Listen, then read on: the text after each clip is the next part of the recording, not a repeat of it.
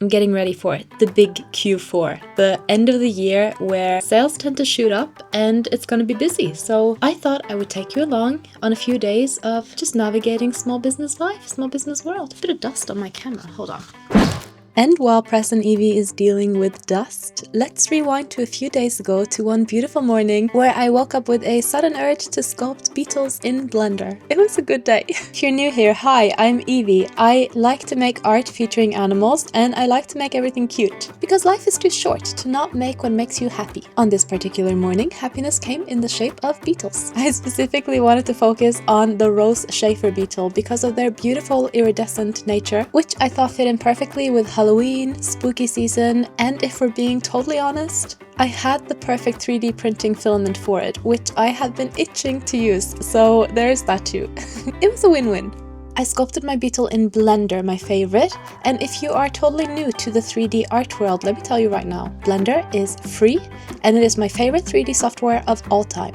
I'm also using a free 3D print plugin to make sure my models are optimized for printing, and a pretty pink theme, which is not mandatory but totally should be. I will have all of this linked below if you want to check it out. Again, all free, not sponsored, not even affiliated. But if you are itching for an affiliate link, the description box does in fact have a free Skillshare trial for new users if that is of interest. Again, not sponsored, but I am an affiliate with them. And if you are a seasoned modeler, you might notice how rusty I am and that I learned to model digitally before 3D sculpting with cool brushes and stuff was much of a thing. I start every new sculpt with a box and I drag those vertices around like it's nobody's business. Considering this is one of my first sculpts in nearly a decade, I was pretty proud of how it turned out. I definitely could have kept my topology tidier, but I did what I could with the time that I had, and I'll do better and faster next time.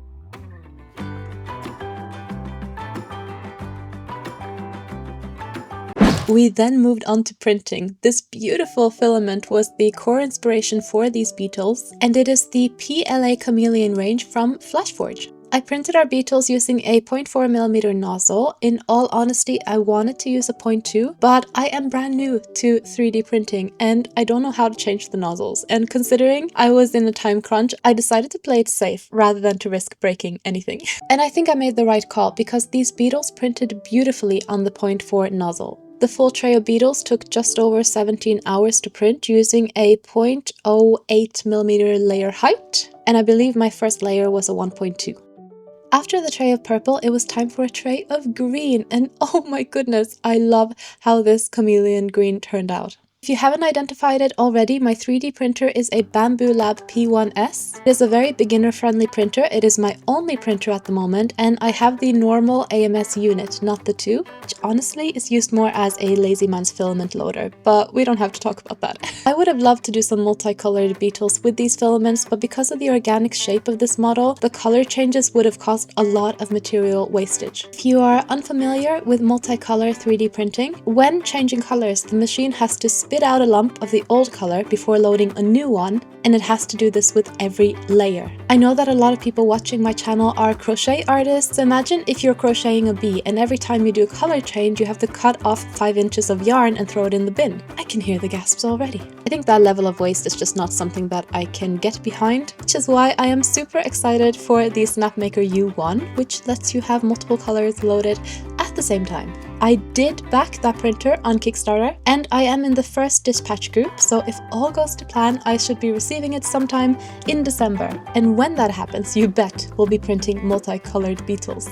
Before we kick off this part of the video, I would like to point out that my dog snuck out here and my partner called him straight back in. He was not out there with me for more than a few seconds. For the sanding process, I got to use my new toy. I recently invested in a Fantic engraving pen and multi-tool. My goodness, how cool is this thing? And the unboxing process was so ridiculously satisfying that I decided it had to be shared. I loved using this tool. It's lightweight enough and feels comfortable to hold. My biggest drawback is that the battery only lasted for a couple of hours. I mean, it's a small battery, so there's only so much you can expect from it. I'd like to eliminate sanding from my practice as much as possible, but if I do end up having a lot of sanding jobs in the future, I would probably invest in a second pen so that one can be charging while the other one is in use.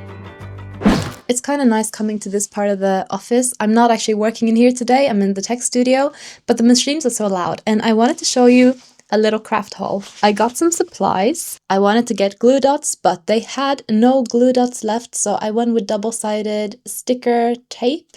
I intentionally chose this box because it's clearly been patched together. I don't care, the packaging is leaving me anyways, just going back into recycling, so who cares? Okay, so I went to the range and they got a whole bunch of new yarn for cozy season. First, I got 2 skeins of this beautiful, oh dear God, wait. I got these beautiful skeins of fluffy faux fur yarn in a beautiful red. 3 more natural colors of faux fur yarn. So there's a beige, there's a black and white kind of skunk pattern, and then a nice anthracite. And then I got some fun things for one of the very first art dolls I think I'm gonna make. That's something that I'm kind of moving into these days. 89p each. There's this clown doll design that creeps me out. I designed it a while ago and it haunts me and I really want to make it. It's horrible, but also really cute. And to match, I got these fun buttons. Oh, I'm too in it, need a few minutes, feeling all lost in the waves now. Taking me over, making me older, making me doubt what I say now. Monsters in my head, yeah, they keep on calling, never ending, till the moment you walked in. You've got this hypnotic effect when you're next to me. One look and you help me forget I was on my knees.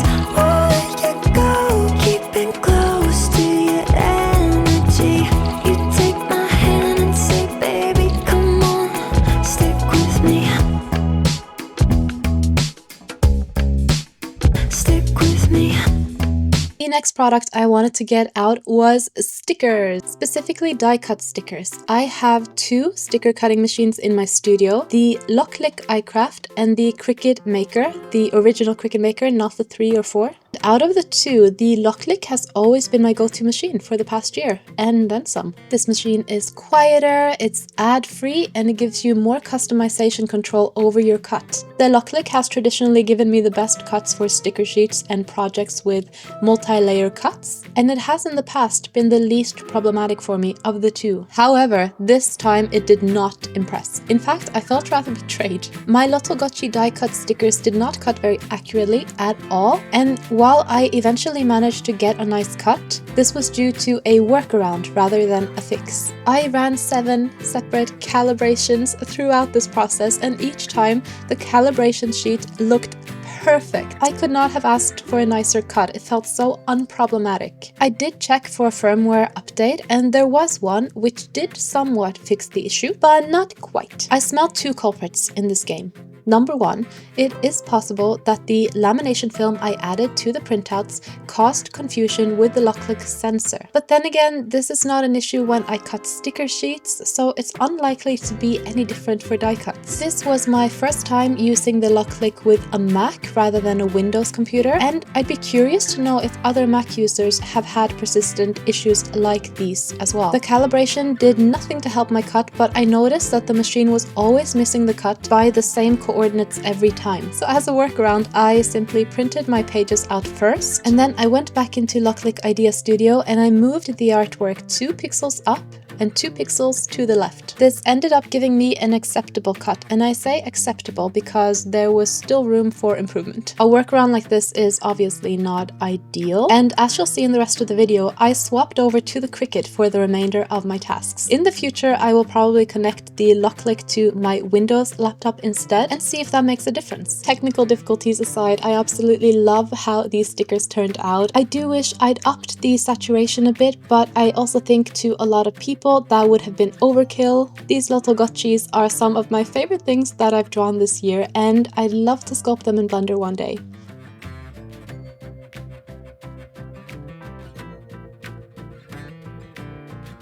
We're working in the tech studio today. We are making stickers and backing cards. I am actually filming a little comparison video between the Cricut and the Loklik. I made these cards, they're backing cards. Let's reload the Cricut. We got a few more backing cards to cut, and then we're gonna work on some stickers. Why did I switch the camera off? You're supposed to see what I'm doing. Whoa! time was running out, and as much as I despise Cricut software with all of its pop-ups and ads and in-your-face AI offers and in-app purchases, I also needed to make products, and my deadline was 3 days away. And I cannot deny that this time around, my Cricut was a superstar. This was my first time using it in this room, and after just one calibration, it worked perfectly. It was fast, it was efficient, and it did not miscut a single sheet. I did have errors, but they were human-made errors, Eevee-made errors. My cutting mats are losing their stickiness, so a few pages lost grip and clogged up the machine. But this is pretty easy to fix as long as you catch it in time. Cutting backing cards, cutting stickers. I have so many products in my shop that just don't have packaging, so there's a lot of stuff for us to do. But let's finish today and then we'll catch up.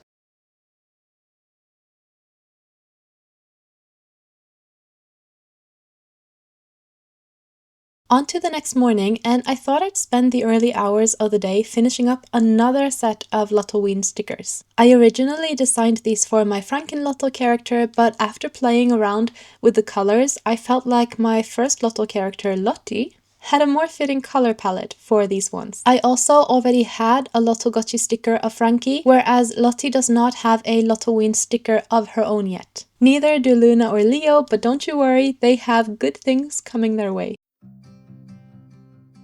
Good morning, friends.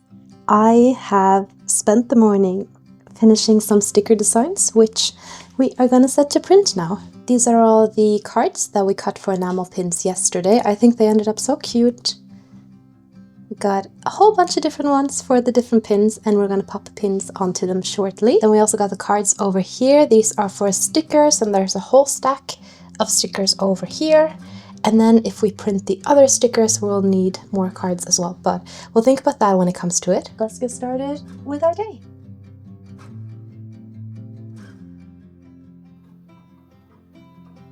Can you tell that I've run out of mattifying powder?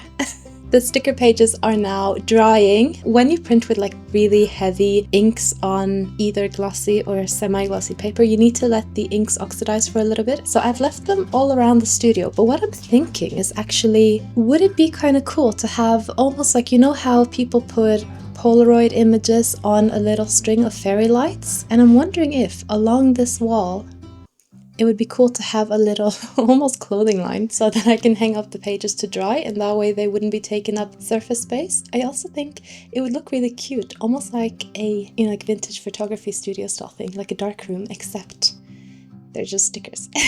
I'm doing the enamel pins now, so I've got my Lotto Geists.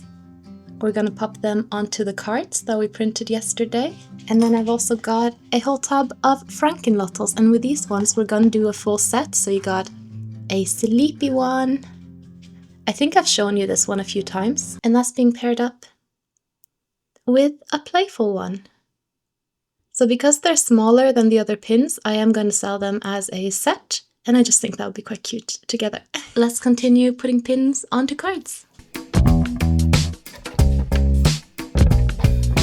When my sky is falling, you're all in, you're all I need. When it starts raining, you save me from all of these monsters in my head. Yeah, they keep on calling, never ending, till the moment you walked in. You've got this hypnotic effect when you're next to me. One look and you help me forget I was on my knees. Oh, you got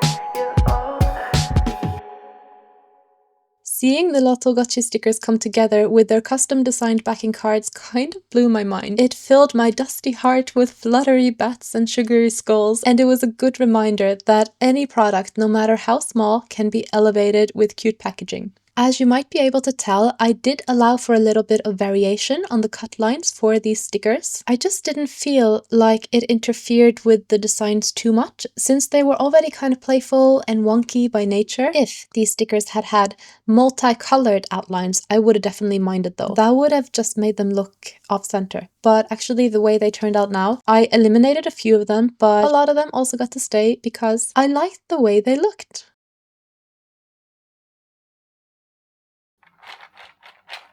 And finally, we return to the beetles. In addition to the green and purple ones, I did also print a tray of orange versions. I think these 3 shades of Flashforge Chameleon are absolutely perfect for Halloween, but when you separate them, they also work for different seasons. The orange ones are great for autumn, the purple ones for winter, and the green ones for spring. In these clips, I'm gluing on stainless steel earring findings using super glue. I had previously varnished each beetle with acrylic gloss varnish from Liquitex, but I seem to have neglected to film it. I probably did it at night or something. That does sound like me. The gloss varnish helped amplify the iridescence of the material, and it also made sure that any sharp edges were rounded off and kind of smoothed off a little bit, which is nice when you're making wearable jewelry. You definitely don't want sharp edges on things dangling close to your skin.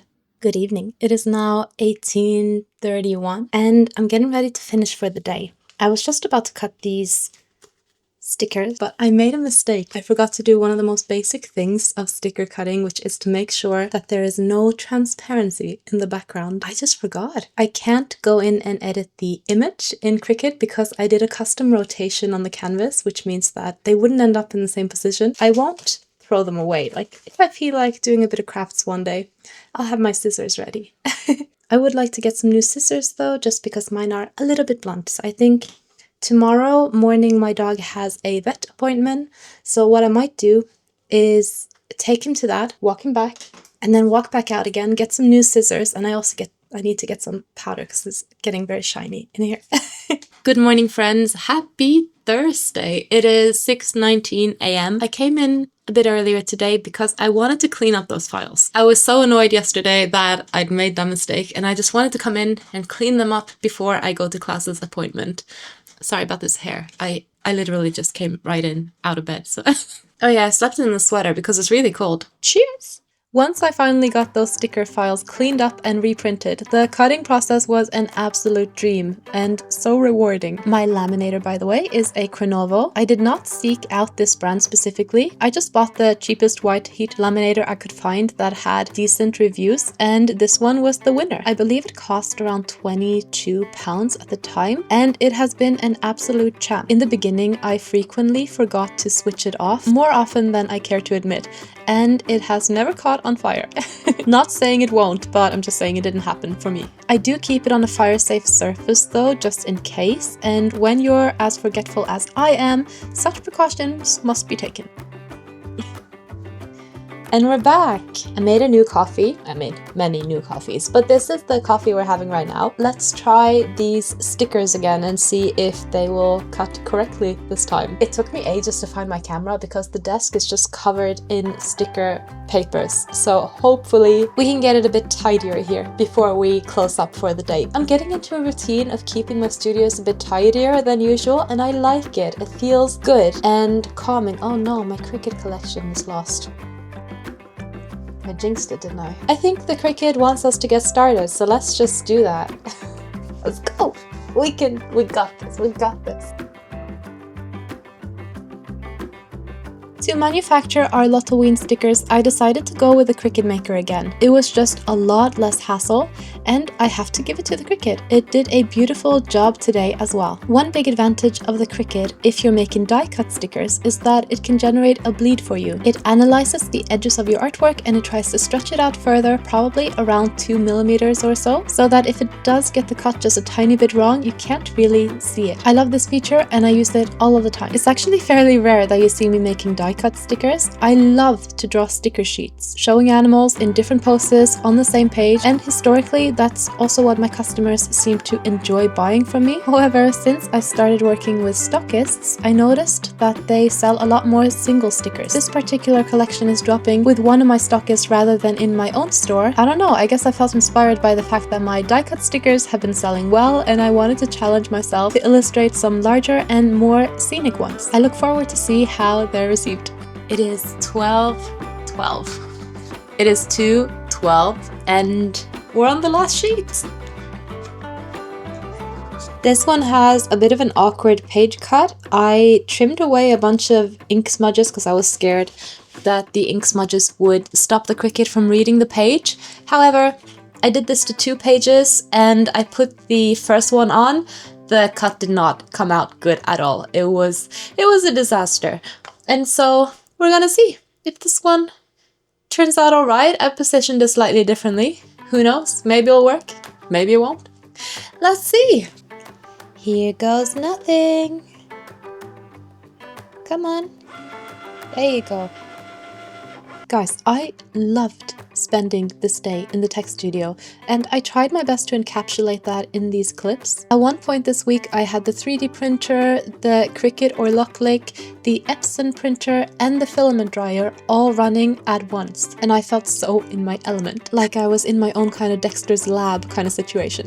I wear my AirPods most of the time and listen to audiobooks or Skillshare classes while I work in here, but the sound volume really isn't that bad. The Cricut is the loudest of all of the machines, but like we saw in the video, it was also the hardest working one in my studio this week, and for that I am grateful for it. The Cricut really showed its strength this week, and I take back all the nasty things I ever thought about it, apart from the ads infested software.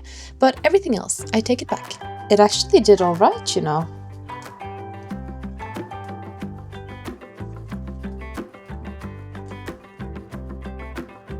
There we go! Can you see? The edges have actually cut really nicely for this. I'm so happy! That's such good news, because I hate waste, so it's definitely good to see that there is, even if I screw up, there is sometimes redemption.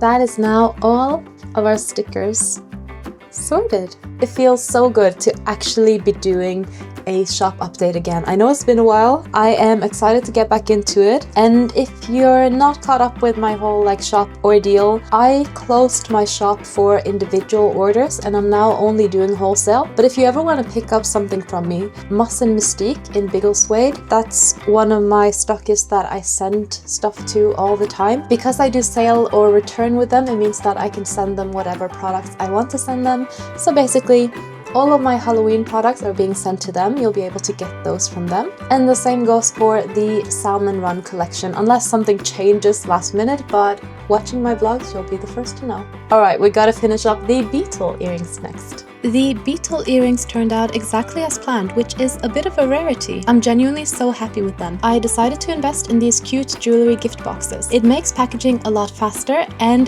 they protect the earrings better than your standard backing card. I ended up making 6 different pairs, 3 in solid colors and 3 mixed. I also let my stockist know that she's welcome to change up the colors if certain ones sell better than the others, and with this type of packaging, that task becomes much easier than if they were mounted on a backing card. We did it! The beetle earrings are done and they are put in their boxes. The only thing we need to do now...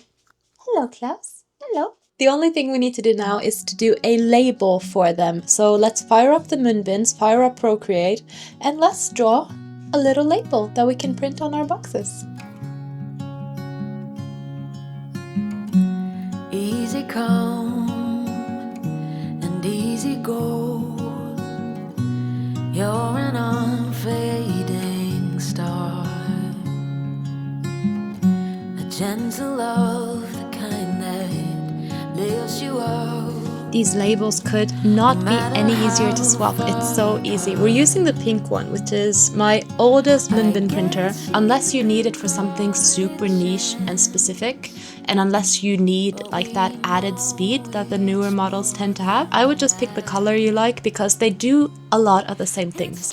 I want to use my holographic pink ones for the tops.